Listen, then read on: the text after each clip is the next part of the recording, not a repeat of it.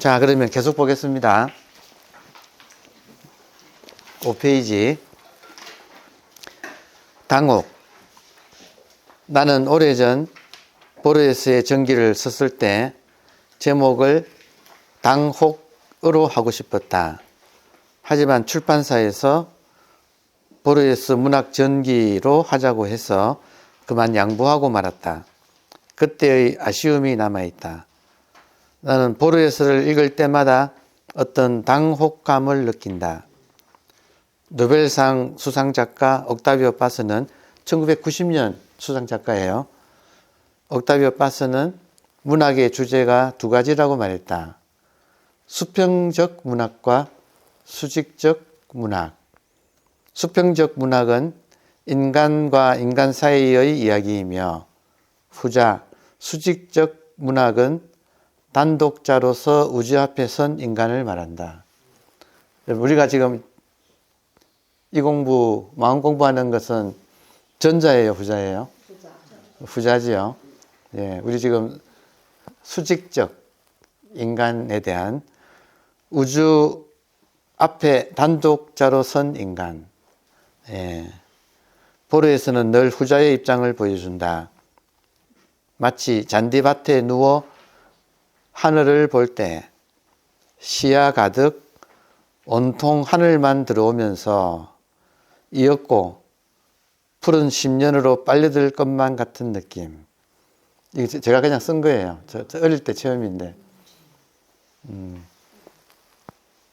잔디밭에 누우면 하늘밖에 안 보일 때가 있어요.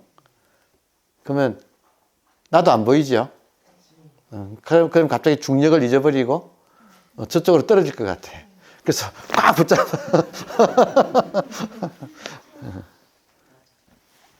그러니까 진짜 우주 앞에서는 단독자로서의 인간, 이 참 그런 당혹스럽고 좀 아찔하고, 불어에서는 이걸 형이상학적인 공포라고 표현을 잘해요. 형이상학적인 공포. 어떤 절대를 만났을 때의 느낌? 이제 그런 거. 당혹은 이질감에 대한 감정이다. 이질감은 낯설음이다. 인간은 특히 외부에서보다 내부에서 이질감을 느낄 때 더 당혹스러움을 느낀다. 자기 안에 낯선 누군가가 살고 있다는 것을 자각할 때보다 더 당황스러운 순간이 있을까? 내 안에 평소 알고 있는 그 나뿐만이 아니라 나 플러스 알파가 있다면, 나는 보르헤스를 읽을 때마다 그 플러스 알파, 괄호 열고, 서구에서는 이것을 흔히 타자, the other라고 부른다. 서구에서는 이걸 타자로 불러요. 본질인데. 지가 타자면서. 주인을 손님이라고 부른 거와 마찬가지야. 이렇게 나 플러스 알파와 조우하곤 했다. 보르헤스의 플러스 알파는 신기하게도 곧 나의 플러스 알파이기도 했다. 그 타자가 드러날 때마다 나는 일상의 균열을 느꼈다. 보르헤스 읽기는 그런 아찔한 스릴을 준다. 여기 이제 거기 나오네요. 삶에는 때때로 균열이 찾아올 때가 있다. 그 갈라진 틈 사이로 놀랍게도 선홍빛 피가 스며 나오기도 한다. 잠잠했던 가슴 속에 때로는 마치 간헐천처럼 무언가가 솟구치는 것이다. 모든 이는 자신 안에 정통과 이단을 지니고 있다. 평소에는 정통이 지배하지만 때때로 이단이 불쑥 뛰쳐나올 때가 있다. 그 놈을 사회적으로 성화시키면 축제가 되고 개인적으로 성화시키면 예술이 되리라. 그 툭 튀어나오는 그거, 그게 예술이다.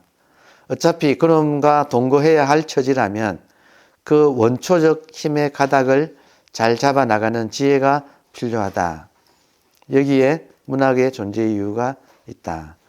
근데 지금 보니까 제가 이걸 쓸 때 어디까지나 정통은 에고를 정통이라고 하고, 오히려 우리의 본성, 불성, 영성을 이단이라고 지금 표현을 이렇게 했네요. 그러니까 그때는 그럴 수밖에 없었어요. 입장이. 예, 그러니까 지금 같으면 이거 팍 뒤집자 이거지. 지금 우리가 지금 공부하는 것이 이거 한번 팍 뒤집어 버리자. 이때 실제 정통은 변하지 않는 것. 여러분, 우리들의 지금 깨어있는 이 의식은 변하지 않아요. 여러분, 몸이 변하지만 내가 변했다고 느껴져요? 진짜 나는 안 변하는 느낌 아닌가요? 몸은 변하지만 안 변하는 게 있다니까. 근데 그게 사실은 정통이고 우리는 이단을 엉뚱하게 나라고 알고 지금 전도몽상 뒤집어진 입장이에요. 자, 보르헤스를 읽다 보면 존재의 뿌리가 뽑혀나가 빈탕 한 대를 떠도는 것 같은 놀라움을 느끼곤 한다. 지금 사실은 빈탕 한 대는 다석 유영모라고 하는 분이 썼던 용어예요. 무엇을 이렇게 표현했느냐면 아버지 계시는 곳을 이렇게 표현했어요. 그분은 기독교인이거든. 그러니까 아버지가 어디 계시는가? 빈탕 한 대에 계신다. 근데 지금 오늘 제가 정멸 부분 가서 좌대 위에 빈탕 한 대로 있는 부처님을 본 거지. 지금 말이 같은 맥락이죠. 텅 빈 빈탕 한 대. 그게 우리의 의식이고 그게 우리의 본질이고 그게 부처고 그게 신이죠. 그냥 깨놓고 이야기하면. 네. 보르헤스를 읽다 보면 존재의 뿌리가 뽑혀나가 빈탕 한 대를 떠도는 것 같은 놀라움을 느끼곤 한다. 눈앞의 평범한 광경. 그러나 그 속의 사물들이 갑자기 살아 움직이며 그려내는 판타지. 여러분, 이런 말은 애니메이션이잖아요. 애니메이션이 그림이잖아요.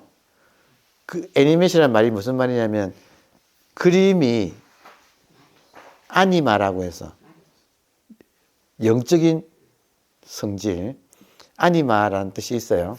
그 아니메이션이에요. 아니마에이션이에요. 그러니까 그림에 혼이 확 부어져 갑자기 혼이 팍 들어가면서 그림이 막 움직이는 거. 그걸 우리가 애니메이션이라고 불러요. 애니메이션 됐다 이 말이에요. 그림이 애니메이션 혼이 불어 넣어져서 움직이기 시작한다. 이게 지금 애니메이션 이제 영화 만화 영화라는 거거든요. 근데 이 세계가 회색빛 듬듬한 일상이 갑자기 뭔가가 확 달라지는 느낌. 항상 같이 있다. 같이 있다 지금. 이걸 정통과 이단이라고 하든 하여튼 지금 같이 있다. 예, 근데 이제는 요 숨어 있던 것이 점점 드러나는 것으로 우리는 처음에는 놀라고 점점 익숙해져 가는 지금 그런 중이에요. 자.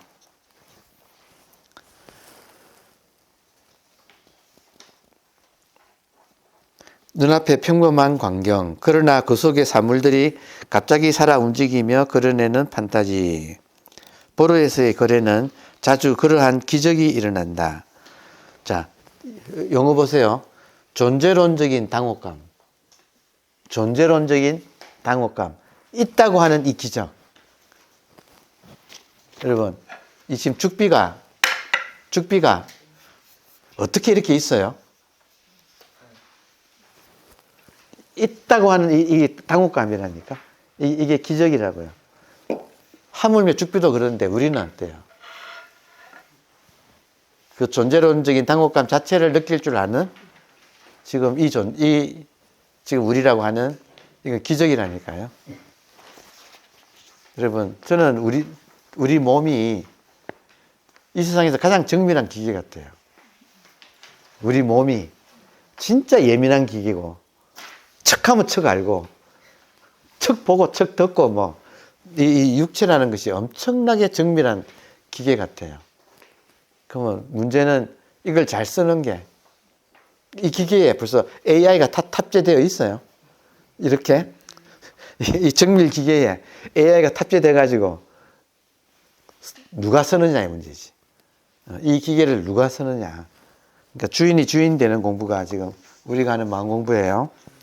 네, 다음에 존재론적인 당혹감과 형이상학적인 공포.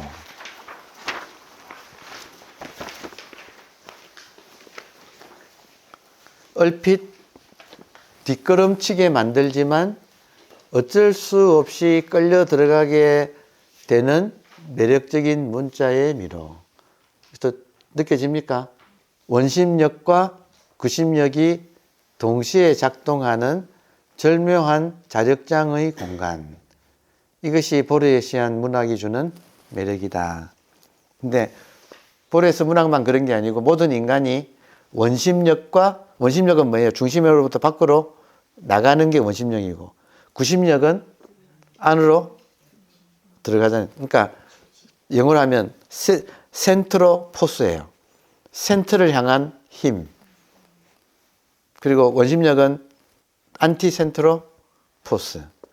그러니까 이 두 가지 힘이, 본질의 힘과 현상의 힘이, 사라져가는 힘과 영원히 사라지지 않는 힘이 딱 만나는 게 인간이에요. 시간, 공간이. 사라져가는 힘은 시간, 영원히 변하지 않는 힘은 공간. 이 두 개가 딱 만나서 나오는 게 인간. 그러니까 인간이 없으면 이 힘이 발휘가 안 돼. 그러니까 지금 정밀한 기기가 필요해요.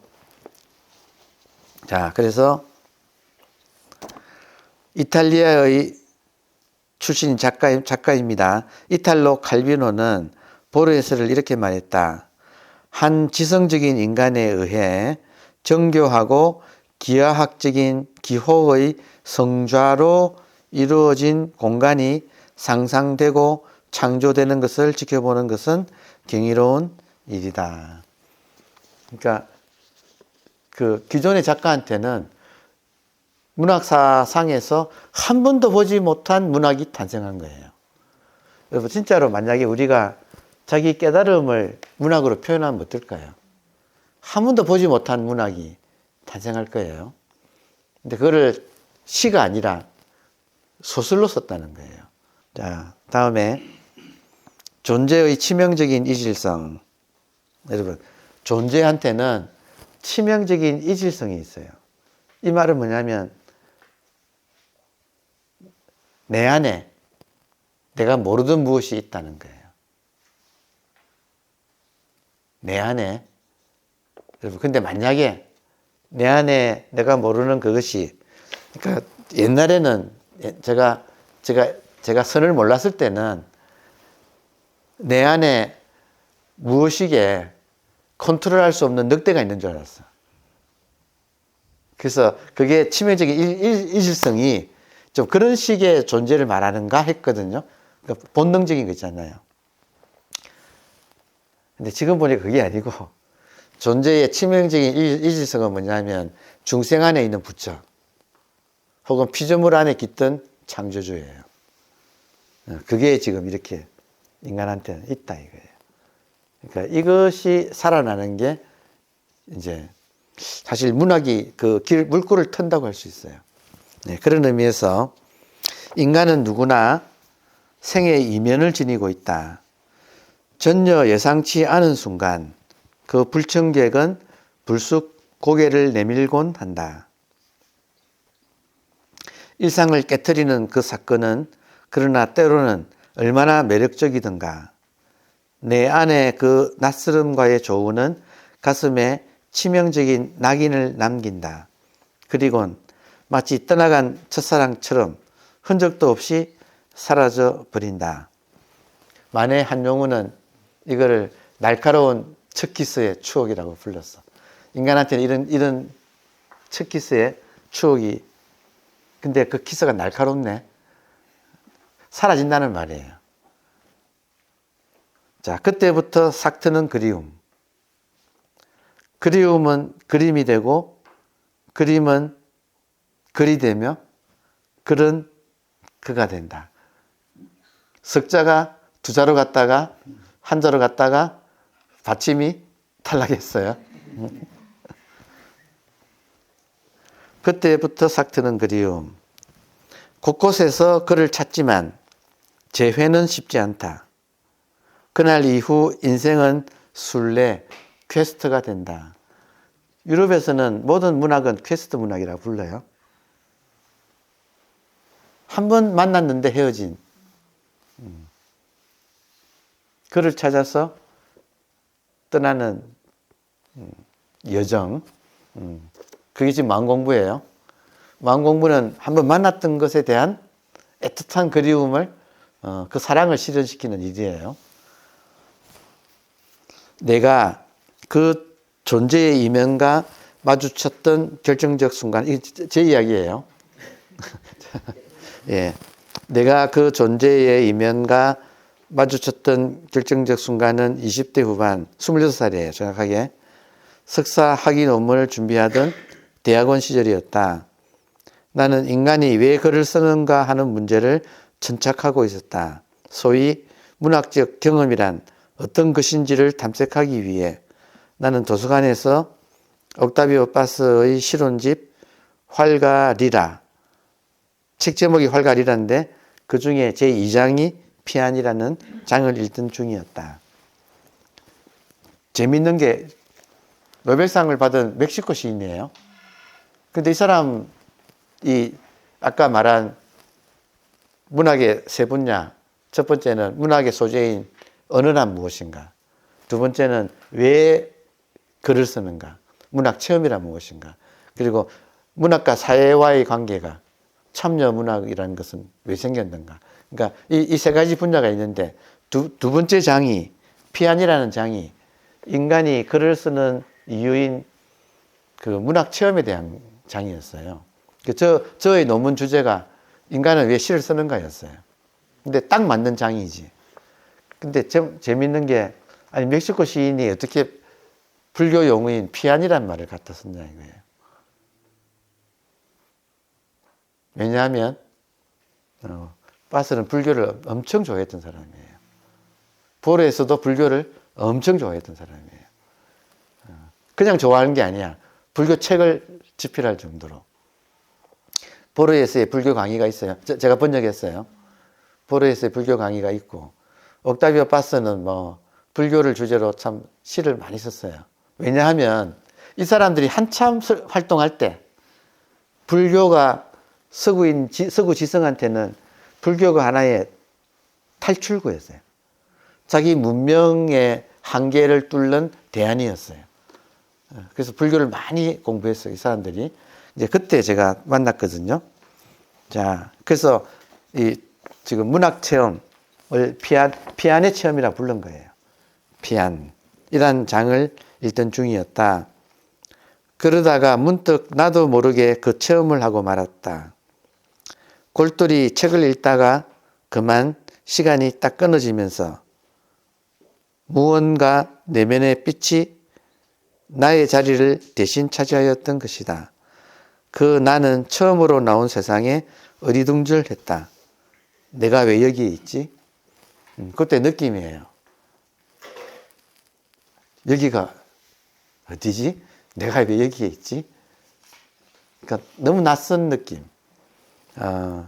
조금만 더 부연 설명드리면, 제가 여러 번 말씀드렸지만 간단하게 설명드리면, 그때 제 주제가 인간은 왜 시를 쓰는가였고, 그리고 이 피안이라는 장에 읽다가 보니까 옥타비오 파스가 설명하기를 인간이 시를 쓰는 이유는 절대를 만나기 때문이다. 그러니까 절대체험을 잊지 못해서 인간은 이제 글을 쓰게 된다.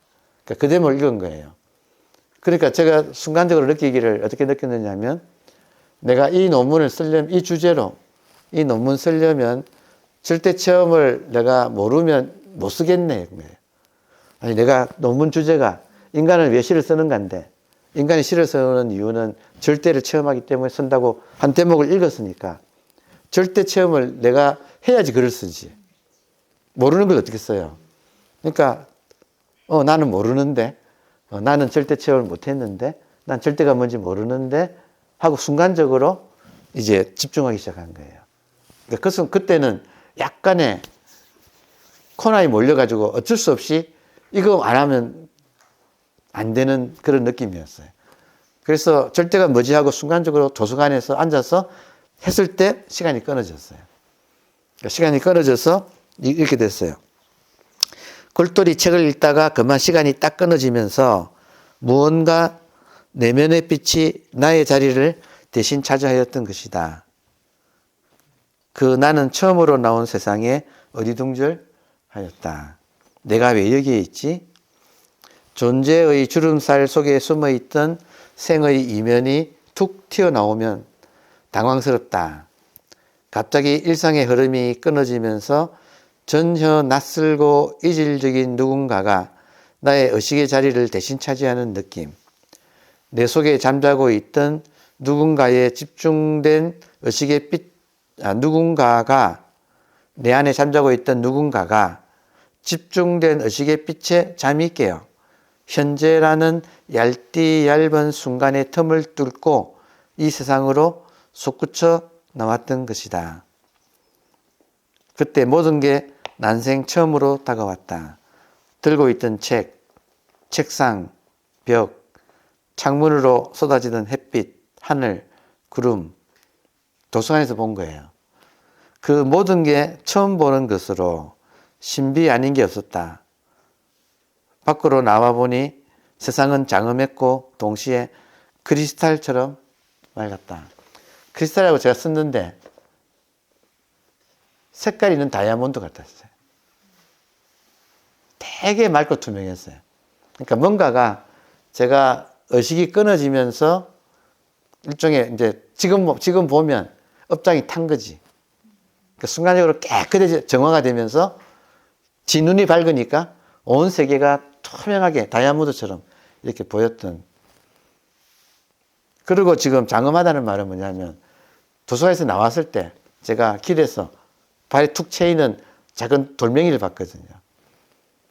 근데 그 작은 돌멩이가 이렇게 존재한다는 게 너무 장엄한 거예요. 제가 다른 글에는 그때 뭐라고 썼냐면 그 작은 돌멩이를 보는 순간 나는 그랜드 캐년보다도 더 장엄했다고 썼어요.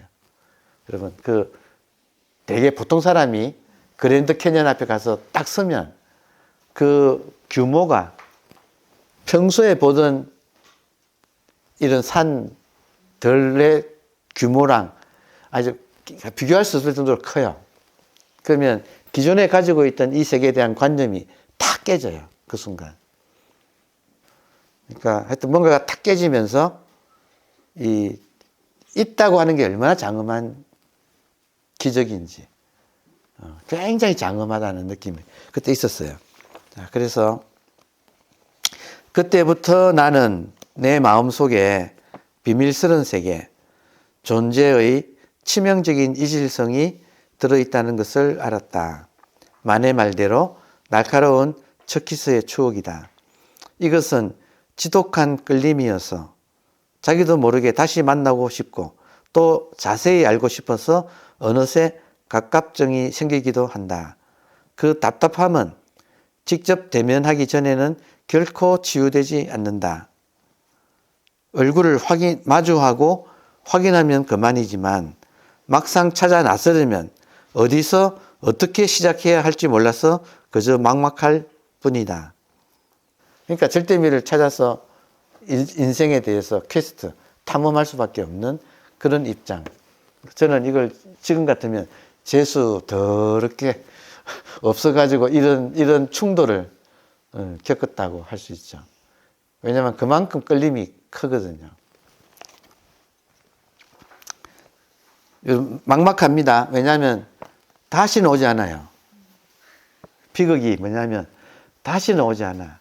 그게. 자, 그래서 막막할 뿐이다.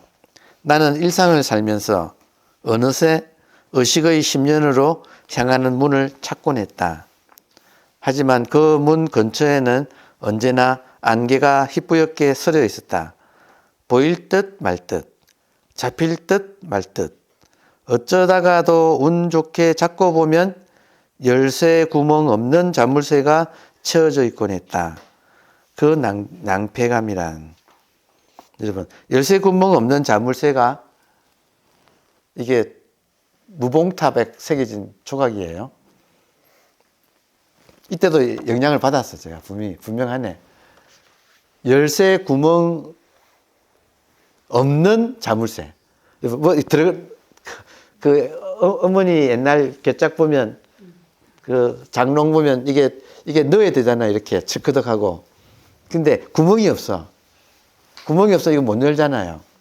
근데 우리가 지금 본 월정사 저기 부도탑 이런 데 보면 오늘 우리가 정멸보궁 갔잖아요. 오늘 본 정멸보궁에는 그 동그란 도톰하게 꼭 무덤처럼 정멸보궁 바로 뒤에 부처님 진신사리를 묻었다고 추정되는 그 무덤처럼 도톰한데 거기에 이제 사리탑이라는 걸 표시하기 위해서 예쁜들이 소박하게 돌에다가 사리탑을 새겨가지고 이렇게 조그맣게 세워놨더라고요. 보셨나요? 근데 이거랑 이 정멸보궁이랑 여기 오대산 중대 정멸보궁이랑 똑같은 구조가 가장 비슷한 구조로 되어 있는 곳은 법흥사 정멸보궁이에요. 영월 법흥사 정멸보궁. 근데 거기는 이렇게 올라가면 정멸보궁이 이 크기만한 게 있어요. 정각이 있고 정각 뒤에 자장율사가 수행하던 토굴이 있고요. 그러니까 도톰한 무덤 거기에 조그마한 토굴이 문이 있어요. 그 안에서 자장율사가 부처님 진신사리를 모시고 왔다고 하는 그 율사가 수행했던 토굴 문이 있고 그 옆에 삼정석탑이 있어요. 이제 그 삼정석탑의 가운데에 조각이 되어 있는데 뭐가 조각되어 있느냐? 화강암 돌에 이 지금 구멍 없는 자물쇠가 딱 조각이 되어 있어요. 그래서 저는 어떻게 해석했느냐 하면 처음 그거 봤을 때 열고 들어와라 이렇게 봤거든요. 그 사리탑의 주인이 후대에 남기면서 가르침, 이 구멍 없는 자물쇠를 열고 들어와라 하는 것으로 그 사리탑에 그 조각이 되어 있어요. 하여튼 이제부터 다니시면서 혹시라도 그런 사리탑 보시면 가만히 보면 그 돌 한가운데 구멍 없는 자물쇠가 딱 채워져 있는 조각이 있다는. 그러니까 그게 한국에는 많아요. 한국은 이 선해 국가예요, 여기가. 그래서 선사들이 돌아가실 때는 그렇게 세워요, 부도탑을. 자, 그러면 무문관이라고도 해요. 문이 없는 문, 무문관. 자, 그렇게 어렵게 느껴지던 열쇠 구멍 없는 자물쇠. 뚫고 들어와서 나를 봐라. 나를 만나고 나는 안 죽었다. 사리탑의 주인이 나는 안 죽었다. 나를 만나고 싶으면 이걸 열고 들어와라 했을 때 지금 눈에 보이는 물건들이 이 눈에 보이는 현상으로 드러난 것들이 구멍 없는 열쇠예요. 자물쇠예요. 눈에 보이는 이걸 보느라고 못 열고 들어가고 있어. 자, 이거를 여러분 공안에 안성기 씨가 나오던 만다라 영화 옛날에 했거든요.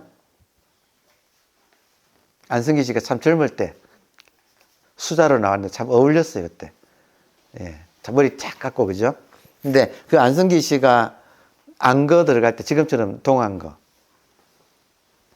그제가 동안거 시작한 날이거든요. 얼마나 보름달 밝았어요, 그죠?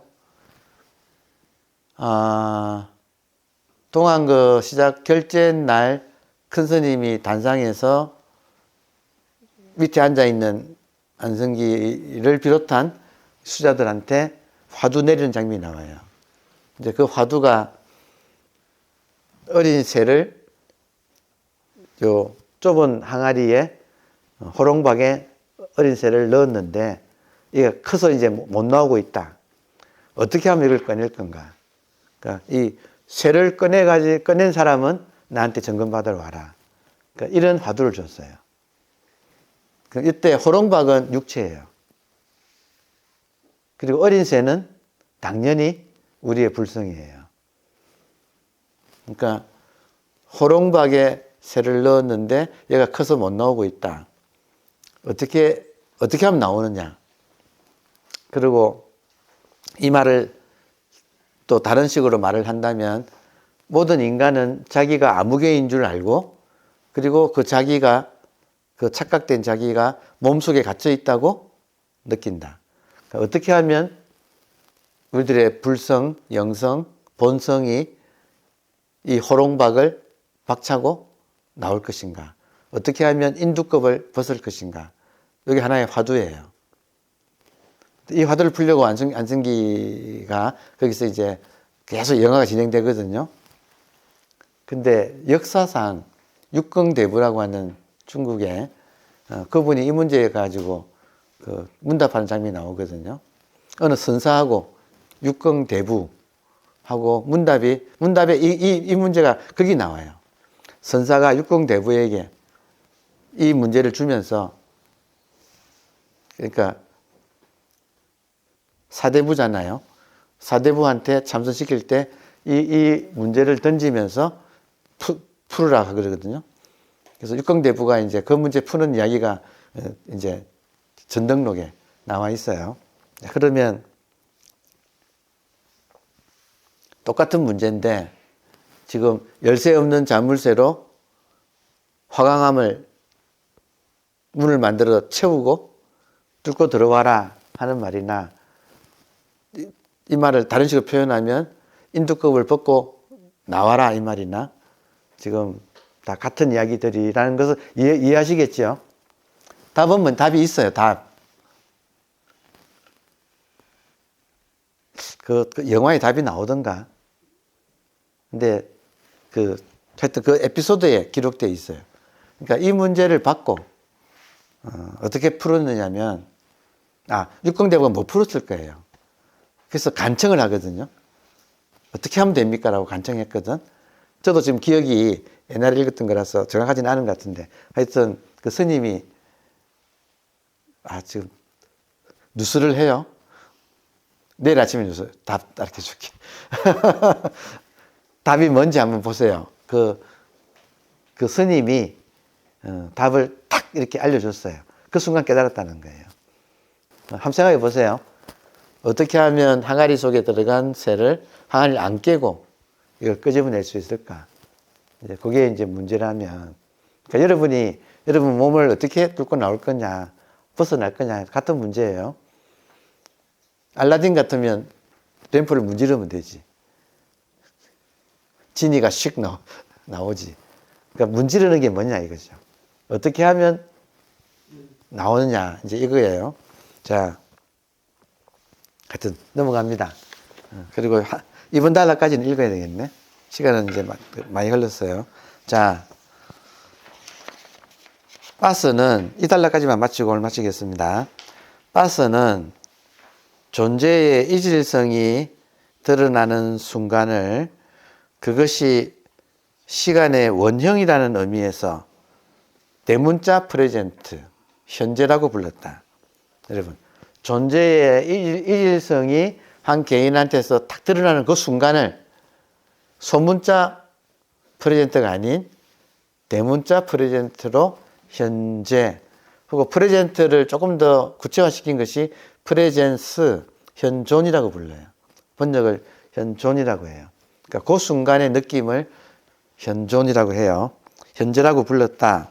그리고 모든 문학은 그 현재가, 대문자 현재가 작가에게 경험된 기록이라고 했다. 그 원형적 현재의 체험이 작가로 하여금 글을 쓰게 한다는 것이다. 실제로 그는 1990년 노벨 문학상을 받을 때 스웨덴 할림몬에서 열린 전야제 연설에서 현재를 찾아서라는 제목의 강연을 했다. 암묵적으로 어떻게 되느냐면 시대 정신을 보여주는 거예요. 그러니까 전 인류를 대표해서 지금 이 시대 모든 인간이 궁금해하는, 관심 있는, 컨선하고 있는 그 주제를 드러내는 것이 노벨 문학상 그 스피치 연설의 관례예요. 1990년에 옥타비오 파스는 자기 스피치의 제목을 현재를 찾아서라고 했어요.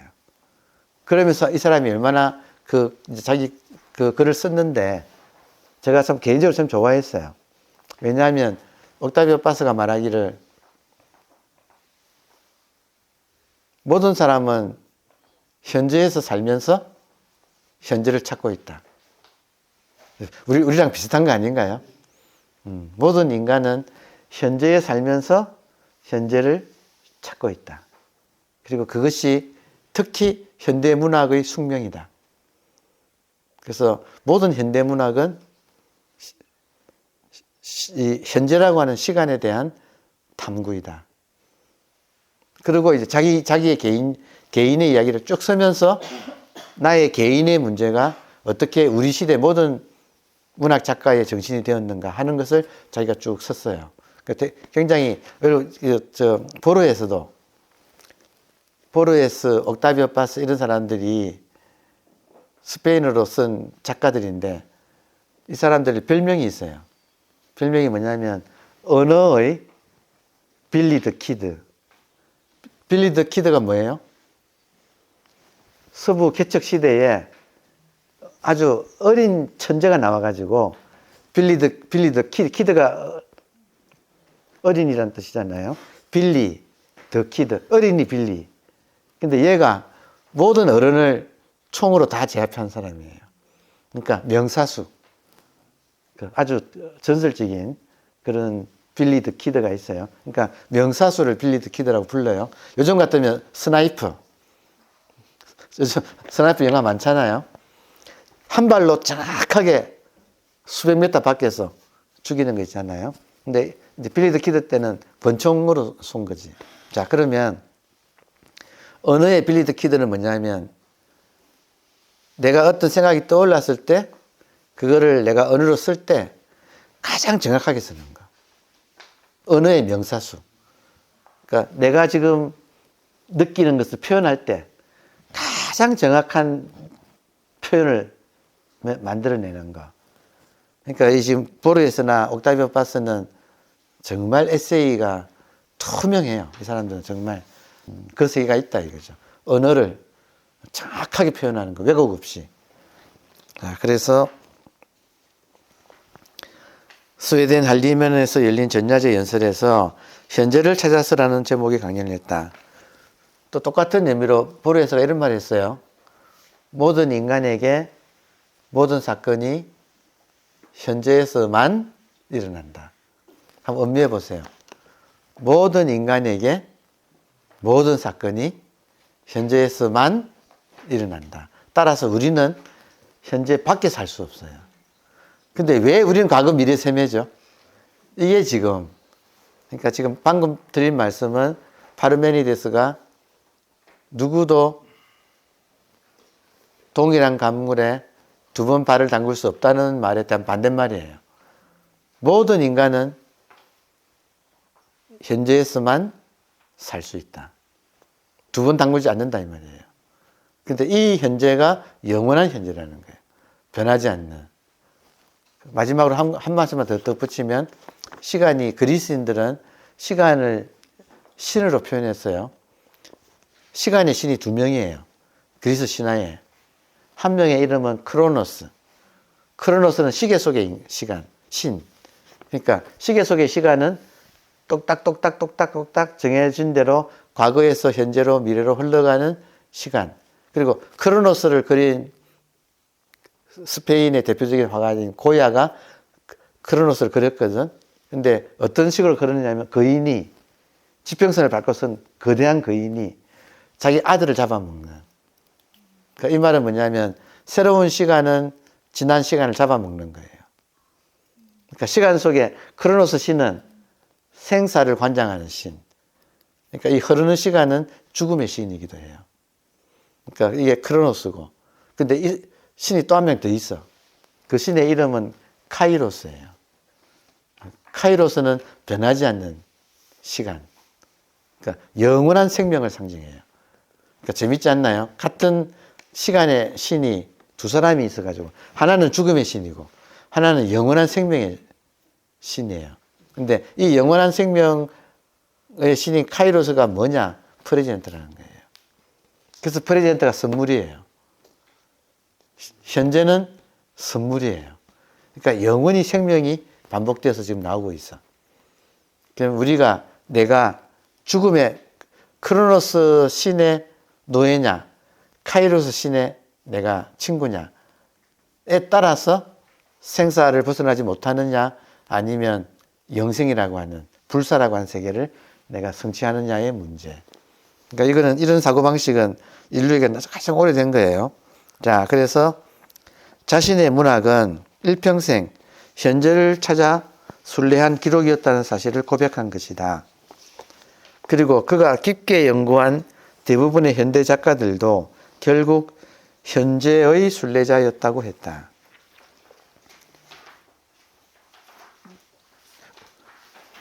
우리는 아닌가요? 우리가 여기 왜 있어요? 지금 그거 하나 찾아서 왔잖아요. 그게 현재라고. 영원히 변하지 않는 현재. 모든 사람은 언제나 현재에서 살면서도 늘 현재를 찾아다니고 있다는 이 아이러니, 이것이 문학의 본질이다. 문학뿐만 아니고 인간의 본질이죠.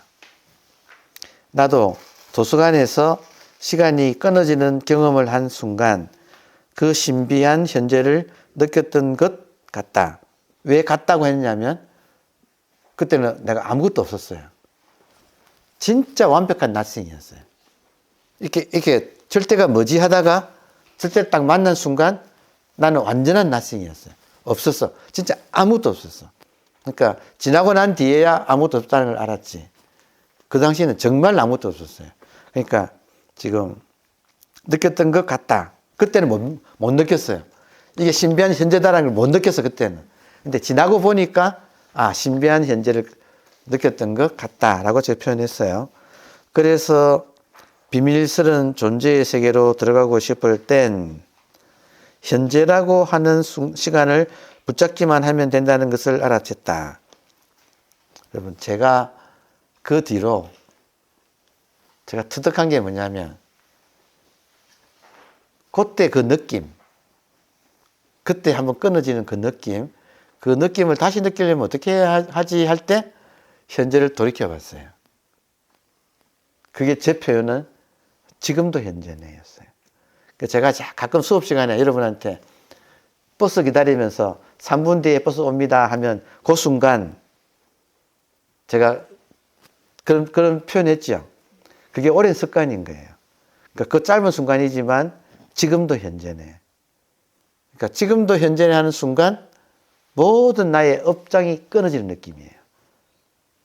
이 현재에는 업장이라는 게 없어요. 그 현재에 깨어있을 때 의식이 가장 자각이 강해진다.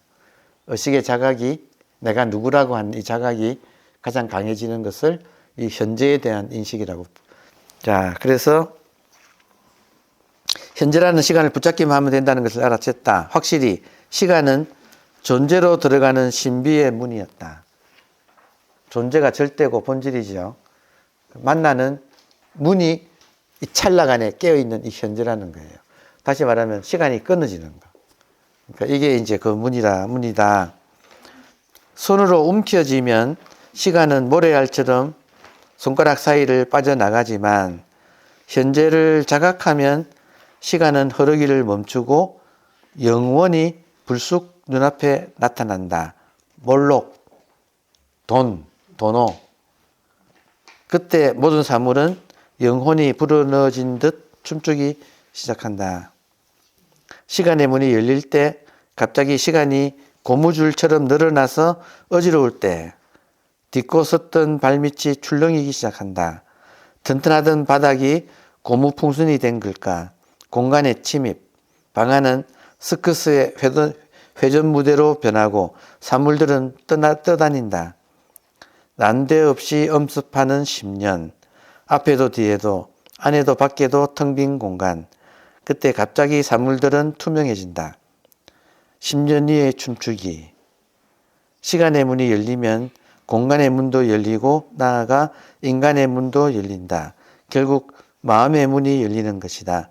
나는 시간을 체험하는 것은 곧 존재를 체험하는 것임을 알았다.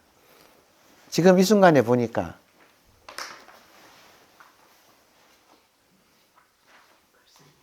그런 신비로운 체험은 한 번 일어났다가 통찰을 남기고 가는 거고, 진짜 신비는 이 아무것도 아닌 듯이 느껴지는, 지금 이 멀쩡하게 깨어있는 이 의식이 언제나 이게 영원한 현재라는 것을 지금은 이제 깨달은 거죠. 그러니까 그때는 이런 신비 체험을 계속 저도 하여튼 여기에 했기 때문에 재수 없었다니까. 그러니까 이 체험을 했기 때문에 이걸 또 반복하려고 그랬었는데 40몇 년이 26살 때니까 40년이 훨씬 지나고 보니까 세상에 지금 이게 이 빈 공간이 의식이고 이게 절대고 지금 이거밖에 없는 거. 이게 근데 익어야 돼요. 부글부글 끓던 것이 다 가라앉아야 돼요. 그래서 지금 아직까지 시원하지 않습니다. 아직까지 명확하지 않습니다 하는 것은 아직도 부글부글 끓고 있는 것이 남아있다는 뜻이에요. 시간을 통해서 한번 푹 삭아서 익어서 가라앉았을 때 뜻밖에도 여러분 영원한 현재가 아닌 것이 없다는 이 사실이 자기한테 진짜 분명해져요. 그러니까 새를 항아리에서 꺼내는 거 이야기해 주고 싶네. 이렇게 되니까.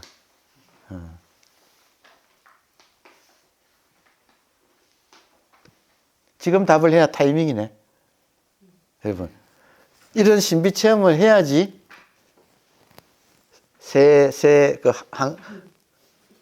항아리에서 새를 꺼내는 줄 알았어요. 아니, 그게 아니야, 답이. 그 말에 선사가 어떻게 했느냐면,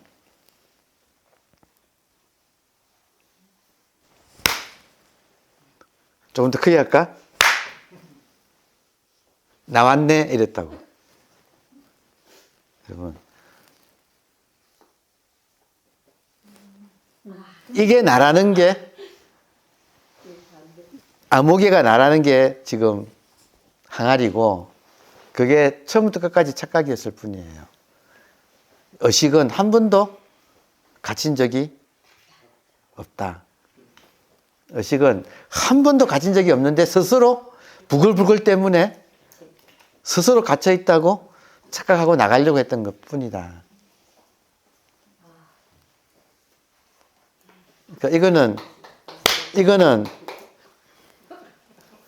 정신 차리기만 하면 된다 이 말이에요. 속았다는 데서 정신 차리기만 하면 된다.